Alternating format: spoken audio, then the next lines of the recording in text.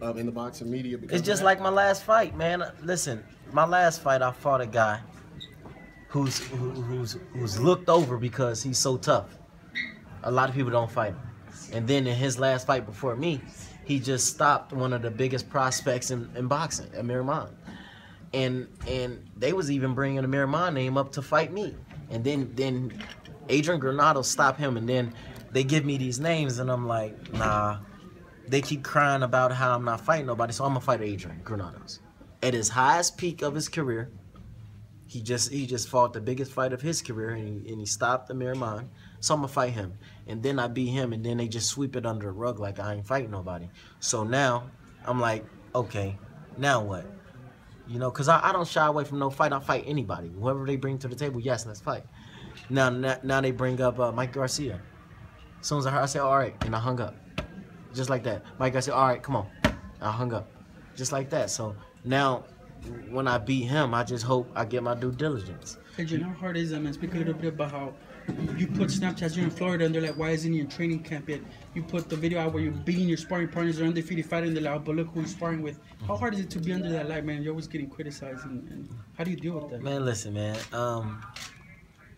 You know, I just feel like critics is like assholes, man. Everybody got one. You know, I really don't. You know, if I wanted to hear asshole talk, man, I'll fart.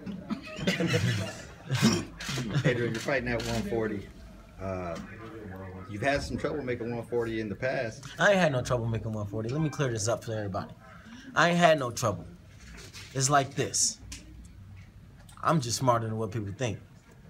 So if I can go in a fight and they gonna pay me the same, there's no penalty or nothing, and I don't have to make 140. I can go in the fight and fight 43, 44, and they gonna pay me the same amount.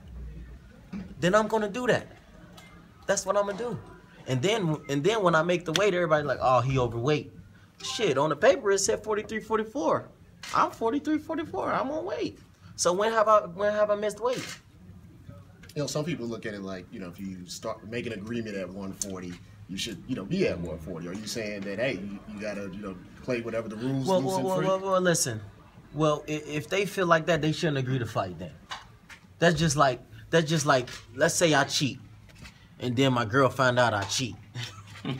And then I'm like, all right, now what you gonna do? You got two things. You can stay or leave. And she decides to stay. You can't bring up me cheating no more.